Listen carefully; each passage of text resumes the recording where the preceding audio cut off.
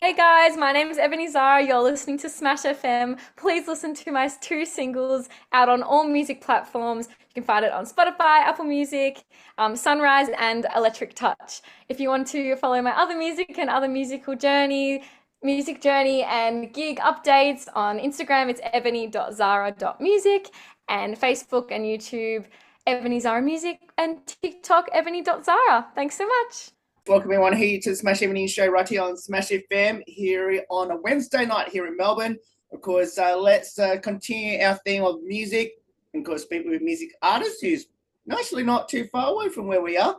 Of course, over in the beautiful part of the eastern suburbs. So of course, her name's Ebony. She joins us right now. Thanks, Ebony, for joining us. Hi guys, how are you? Good. Yourself? Good, good. So happy to be on the show. Thanks for having me. No worries. Well, tell us a bit about your music year so far in 2025. Yeah, so this year's been a bit of a slower year. I feel like this year I'm really focusing on writing more songs, doing lots of gigs, getting my name out there. Um, yeah, lots of gigs. I feel like this is such a cool opportunity to be on a platform like this, like radio, to get my name out there.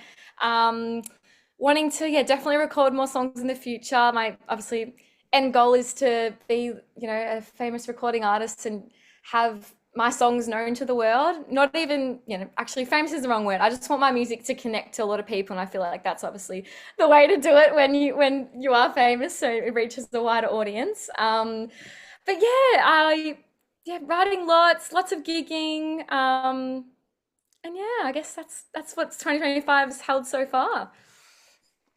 Of course, I know you've been performing on for acoustic nights in the eastern suburbs. Of course, you did one in Eltham and one in Croydon the last couple of weeks. Tell us a bit about those nights. Yeah, it's been really good. So, gigs mainly are at the moment, restaurants, bar, really cool vibes. So a lot of restaurants have like an acoustic night. So, I label myself as an acoustic pop artist. So kind of fit the genre really well. And yeah, they consist of a mix of covers and originals. So my kind of idea and like specialty I do in when I do covers is like to change like a upbeat pop song to like more of an acoustic version. I love to like create cool versions of songs. Still keep its like original, keep its original like rhythm and melody and the way people know the song, but I like to change it up to make it my own. And I've seen people in the audience or whatnot be like, "Oh, that's cool! Like I like how she did that," or like how she made that kind of song a bit more acoustic. It'll start off differently, but then they'll know the chorus. So, yeah, that's kind of my thing. I love to change songs a little bit. So that's mainly what my gigs consist of, and I do a few originals as well. But yeah, of course, mainly the songs people know, and such a wide range as well. I feel like I do the current pop hits on the radio, and then I've got some old classics as well, some sing-alongs. Yeah, I feel like my vibe is quite broad. I can do that really chill, relaxed acoustic vibe when you're sitting at a restaurant enjoying your dinner on a Friday night with your family with a wine. And I can also do your upbeat dancing really fun nights at a bar and whatnot. But yeah, they've been going really well. Any acoustic nights that you've got on schedule coming up? Oh yeah, let me look at my calendar. May's pretty busy in just terms of other parts of my life. So I've got the 21st of June, acoustic night at a restaurant in Croydon. It's on my socials if you'd like to come have a look at that. And then a bar restaurant in Eltham on the 29th of June. And I got a few other gigs in the works. They haven't been confirmed yet, so I don't want to confirm it too much right now because I'm not sure if it's going ahead. But I don't know if you've heard of Ballers Clubhouse. It's really cool venue. It's got like really cool arcade games and cool stages. And it's like a karaoke night for like artists. So I'm not too sure if that's confirmed yet, but that's coming up in June. Really cool event with one of my friends. He runs a business for artists and showcases talent. Really good networking night as well. So that might be coming up as well. And then a few open mics as well. That was, what date is that? 19th of June. Yeah, just doing that as well, which is not like a typical open mic where everyone just kind of gets up. It's more like artists have been chosen beforehand, and then just showcase our talent and other artists are there. And I find networking is also so important in music, and I found that it's really important because none of my friends and family are musical, so I find I love going to other people's gigs or these networking nights, open mic nights, to meet other artists, because I feel like it's, not what you know, it's who you know, and connecting to others and see where it leads. So you mentioned about the two particular venues that you've been to. Obviously, you got coming up, and which you've already been to already a couple of times. How important has those two venues been throughout your music journey? Yeah, yeah. So I feel like it's really good because I'm actually a full-time occupational therapist. That's what I do during the week, and then I do my music on the weekend. So I work with a lot of people with disabilities and in mental health, and such a rewarding job. And then I do music on the weekend. So that's obviously why there's not a gig every weekend, because I'm busy with my other job too. But my end goal would be possibly doing music full time, make that full time thing. Like I've got to do some more recording of my own stuff to really master that and hone in on that and promote myself more with that. Um, but yeah, no, these venues have been amazing. I feel like I really started off my music from doing just getting up, doing open mics that venues like this have offered.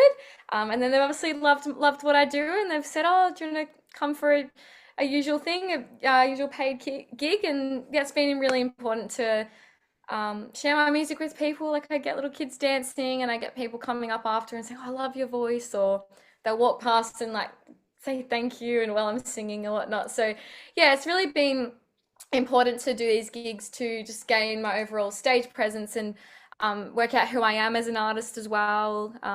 Learn a lot more songs, push myself, challenge myself.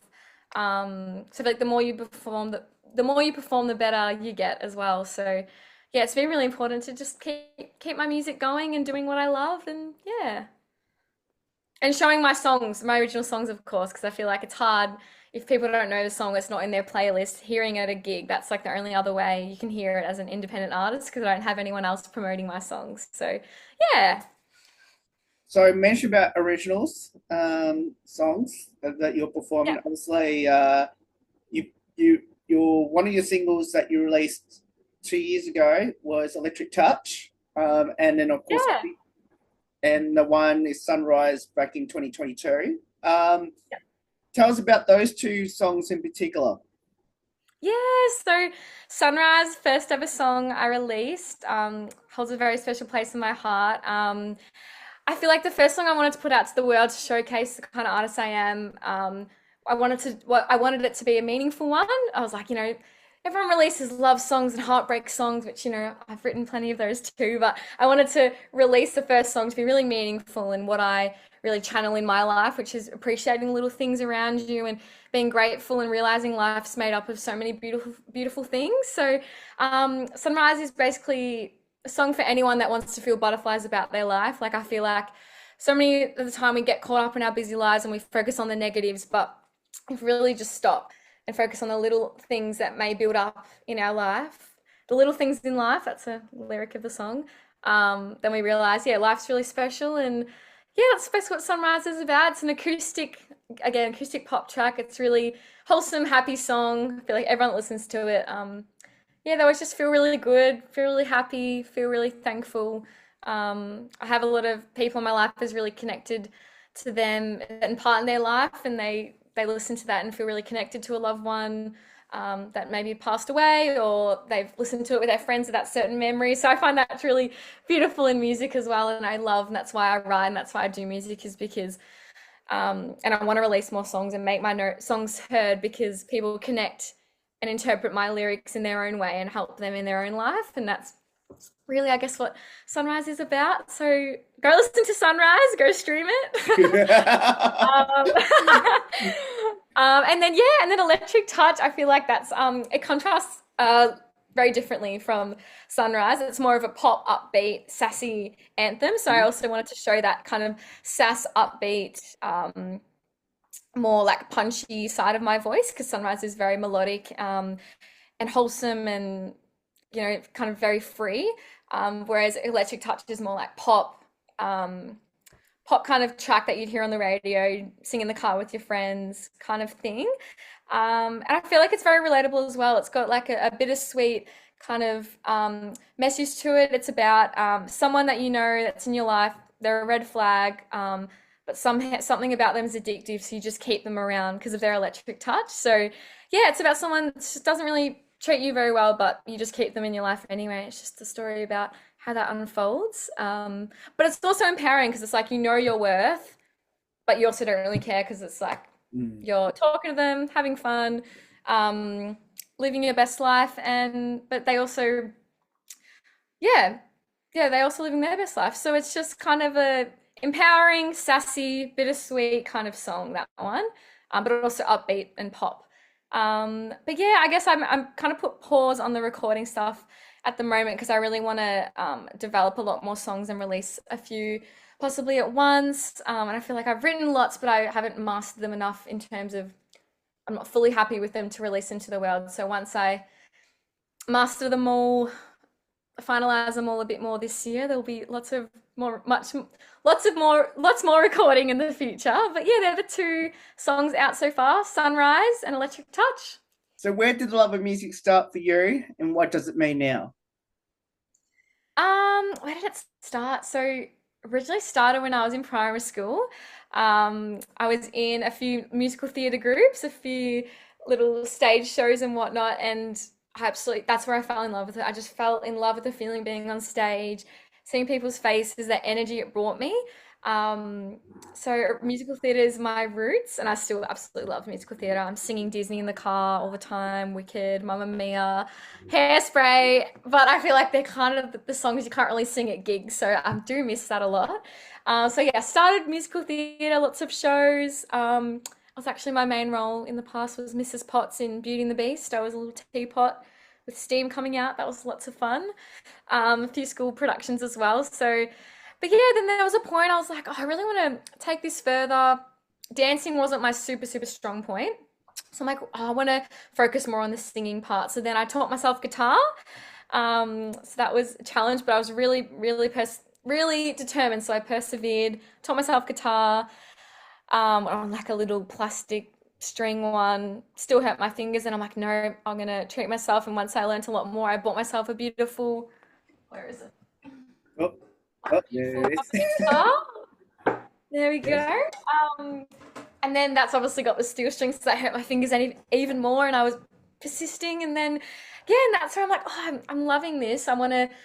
This is where I want to go with my music. So then, I started some vocal lessons, yeah, start of high school, and I wanted to just kind of hone down on that vocal technique, and then I kind of put this vocals and the guitar together.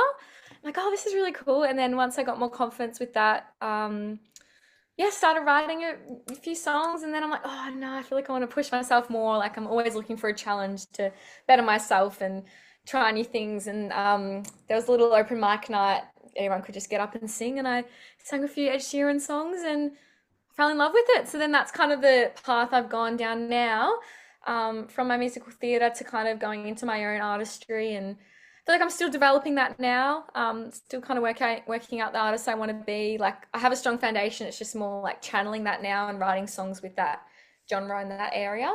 But yeah, always loved music. I think now it's just I just want to help people where in any way. So whether that's with my lyrics, with emotion, with feeling, yeah, with my music, so that's the ultimate goal now. I need to ask then, any future ambitions or goals for your music journey, short and long term? Yeah. So I guess short term would be, yeah, as I said before, perform the more we perform, the better we become. So, doing more gigs, really putting myself out there, maybe trying a few more different venues. I feel like I'm kind of doing the suburbs around me at the moment, so I'd love to do maybe more in the city or even weddings. I have done actually a few weddings, and I've just from like family or friends or word of mouth. And I've absolutely loved that, just that special feeling of someone in love and you get to be a part of their special day. So even getting it into weddings would be really beautiful and rewarding for me as well.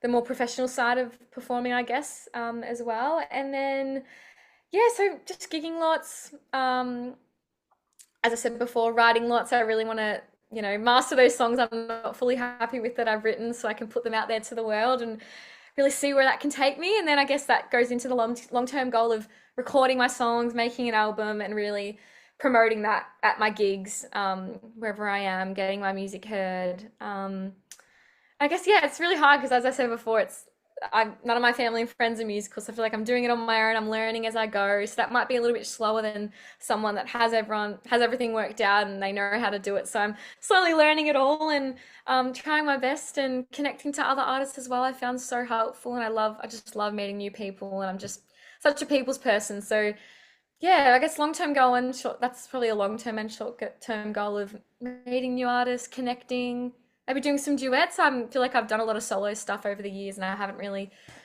recorded or performed with many other singers. So that could be really cool as well. But yeah, an ultimate thing, as I said, getting my music heard, writing more songs, fully recording, and yeah, sharing my message and lyrics, and hopefully it can help people and help them feel something. For everyone that should follow your music, how can they go about it?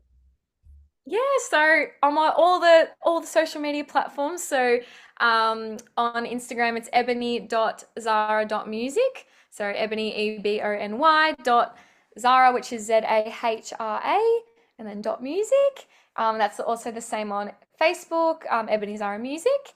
Also have TikTok as well. That's just ebony.zahra. Hasn't got the music on the end. I don't know why.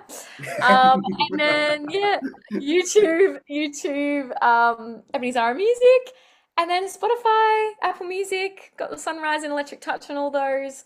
Yes. Just search my name and it should come up, Ebony Zahra. But yeah, I just love you guys to listen, and hopefully I connect with you in some way, and more music could be coming in the future. And yeah, that's where you can find me.